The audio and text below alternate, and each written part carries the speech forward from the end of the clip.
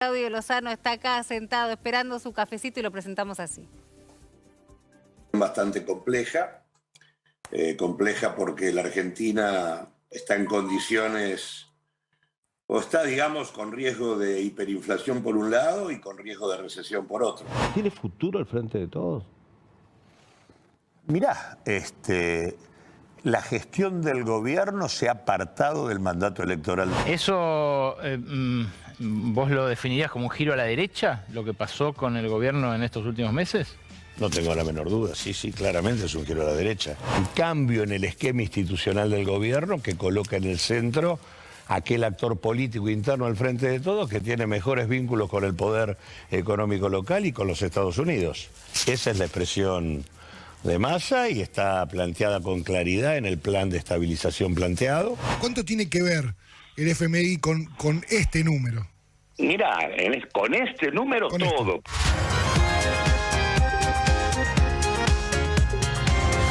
Escuchame una cosa, recién te escuchábamos hablar de la derechización del gobierno. ¿Desde cuándo? Yo creo que es un proceso que se va dando y que se corona con la asunción casi como ministro plenipotenciario y en el centro de la gestión del gobierno, casi te diría con un desplazamiento de Alberto Fernández a funciones casi protocolares.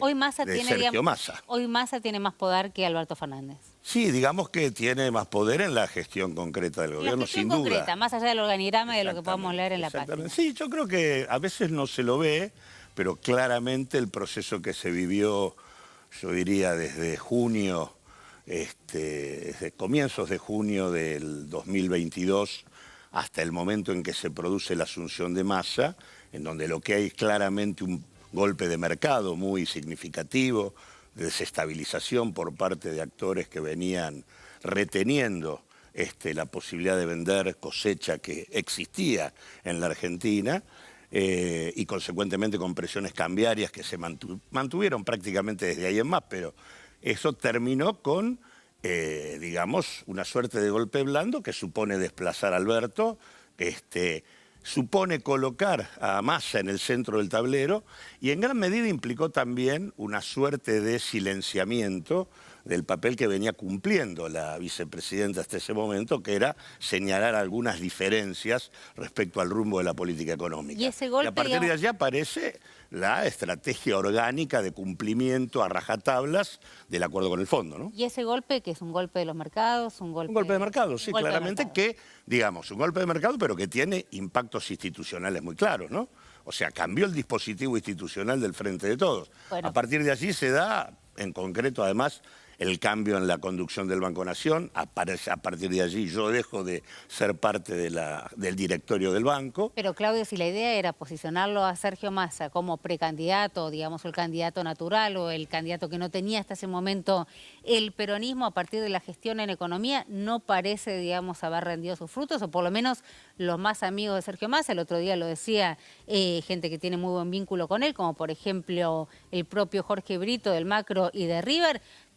Se tiene que bajar, digamos. Hoy creen que la manera de preservar a Massa es bajarlo, digamos. Si la idea era que fuese el candidato, la gestión no ayudó. Pero no podía ayudar, o sea, no sé qué perspectiva tenían, no soy parte de eso.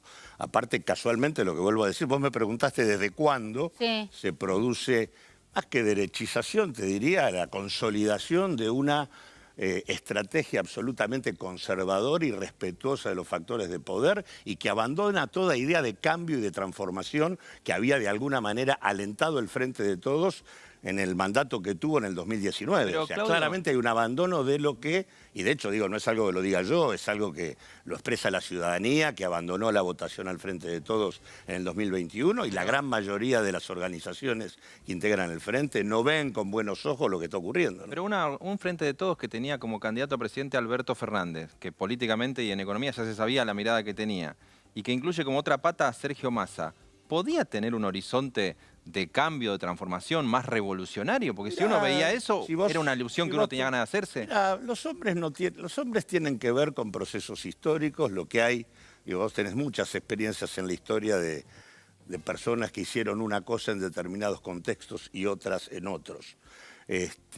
Y creo que había un proceso político en la Argentina de cuestionamiento a lo que había sido la devastación que había generado el macrismo y un planteo de un nunca más a las políticas neoliberales. Eso estaba planteado como parte del mandato y una cosa muy importante, que era cómo recomponer las condiciones de vida de la población. En ese marco, el gobierno tomó un rumbo, en mi opinión, equivocado. Alberto Fernández era, por decirlo de alguna manera, una variante de buscar un acuerdo con los factores de poder para encontrar una salida.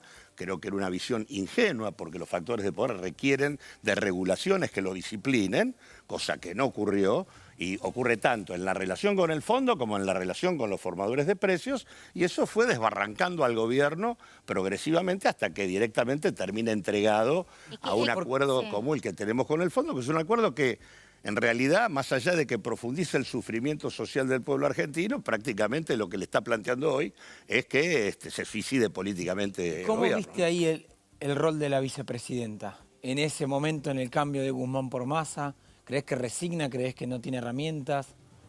Eso es una pregunta para ella. Creo que lo que se dice que ella privilegió, yo no tengo diálogo con ella, pero lo que se dice que ella privilegió es que vieron la posibilidad del abismo, la posibilidad de que el gobierno se cayera. En mi opinión había condiciones para hacer otra cosa, pero me parece que entre la opción que ellos entendían que era el precipicio de la posibilidad de que se fuera con el helicóptero, como dijo Ferraresi, que me parece que repite de alguna manera la visión que tenía ese espacio del Frente de Todos, frente a eso asumieron la necesidad de mantener la cosa tal cual estaba. Me parece que esa es la... Ahora, creo que fue un error y creo que además se está viendo con claridad que el acuerdo con el fondo, además de haber significado la legalización de una estafa, además de eso era un acuerdo absolutamente inconveniente, un acuerdo que votó la oposición y un acuerdo que recomendaron muchos. Yo fui de los primeros que dije que no había que avanzar en ese acuerdo, no solo porque era una legalización de la estafa, sino porque impedía hacernos cargo del problema principal, que era la inflación.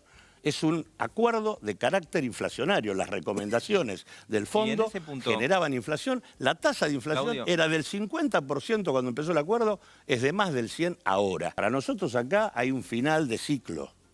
Un final de ciclo que implica el fracaso de la experiencia devastadora del macrismo, que son los principales causantes de los problemas que tenemos, y el fracaso de una experiencia que no pudo resolver absolutamente ¿Cuál es nada. ¿Es el fin del albertismo, del kirchnerismo? Yo creo que es un final de ciclo, claramente. ¿Pero qué le pondrías? ¿El fin de qué? Final de un ciclo político y dos coaliciones que han fracasado. Esa es la realidad. Por eso hay una distancia. Y es más, es el final de una manera de hacer política. De una política que está totalmente pero vos hablabas recién y le sin integrar a la comunidad en la discusión y en la decisión. Absolutamente. Pero le pregunto a Jairo... La verdad que nosotros hoy tenemos una estrategia electoral desde hace 10 años, pero en realidad venimos de una experiencia política de mucho tiempo, trabajando en el campo social, derechos humanos, CTA, organizaciones de pequeña y mediana empresa y demás, y la verdad que lo que nosotros creemos que se puede gobernar de otro modo, se puede gobernar con la comunidad, no sin ella. Bien, pero vos le pones una mirada a la estrategia política distinta. Claudio, vos le pones una mirada... Creemos que somos un planteo diferente. Vos le pones una mirada, digamos, al acuerdo con el fondo. La pregunta es, digamos, ¿por qué se tirarían un tiro en los pies? Porque es un acuerdo con el fondo que a largo plazo no hay forma de que si vos tenés aspiraciones electorales para tener una gestión de 4 años de gobierno, no lo vayas a heredar. Pero lo que define el acuerdo con el fondo no es la aspiración electoral por sí o por no.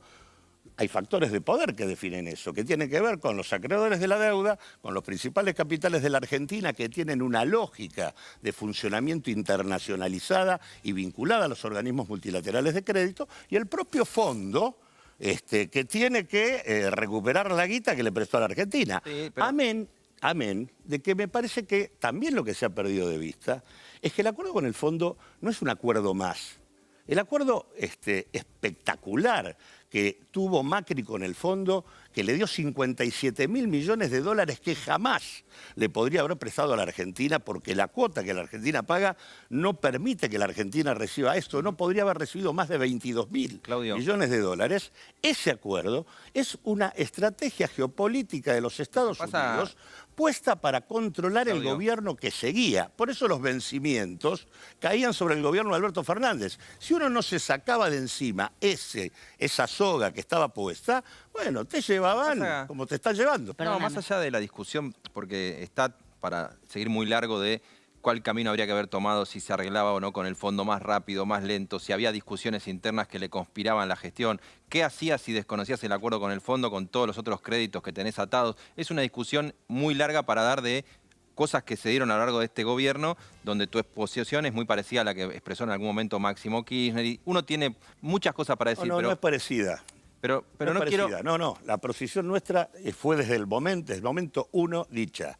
Nosotros creemos que las deudas hay que pagarlas, las estafas no. Lo que quiero decir Había es que suspender los pagos que estaban ya suspendidos por Macri e investigar el endeudamiento. Esto es lo que no se hizo y es lo que permitía tener una estrategia diferente que no implicaba romper, era una negociación distinta. Pero más allá de eso, que entiendo que a mí me interesa, pero es mucha arqueología de esta gestión que se ha dado mucho, quiero ir a tu rol de economista profesional y que me digas, ¿Massa llega? ¿Massa le sale la de ir dando dólar especial, consiguiendo reserva? ¿Evita la devaluación? No, ¿cómo evita la devaluación? Massa va devaluando en grajeas. No evita la devaluación. Bueno, el sacudón, el salto discreto. Sí, bueno, pero de hecho, digamos, el sacudón no se produce por el salto brusco, pero en la práctica tenés una tasa de inflación del 100% que bordea la hiper. Lo que se está en todo caso tratando de evitar es la hiper completa, que suponga el desbarranque absoluto del gobierno. Creo que en eso, las posibilidades están, la situación de crisis sigue estando. Cuando se fue Guzmán, ¿cuáles eran los problemas que tenías? Escasez de reservas. ¿Se resolvió? No. Estás peor que antes, porque no solo tenés escasez de reservas, sino tenés más complicado el frente exportador y mayores pagos para realizarle al fondo. Segundo, tenías un abultado endeudamiento interno. ¿Eso se resolvió? Tampoco se resolvió. Y tenés el agravante de un año electoral, donde a medida que se acerca la coyuntura electoral, la renegociación se hace más compleja. Y tenías un cuadro social muy delicado. ¿Eso se resolvió? No. La pobreza escaló y la desigualdad se aumentó. Consecuentemente digo, acá las condiciones que hicieron posible la crisis que vivió Guzmán siguen presentes. La posibilidad de que esto se complique está presente. Hay, creo, una apuesta a tratar de llegar, es lo único que hay como apuesta y creo que ese es el grave problema. Acá el tema no es llegar, sino cómo se llega. Esto es una barbaridad. Se está prolongando el sufrimiento de la gente y se está desarmando la posibilidad de tener una alternativa política que pueda implicar un límite a mantener el horizonte del ajuste neoliberal como único camino de la Argentina. Claudio Lozano, muchísimas gracias. No, gracias a usted.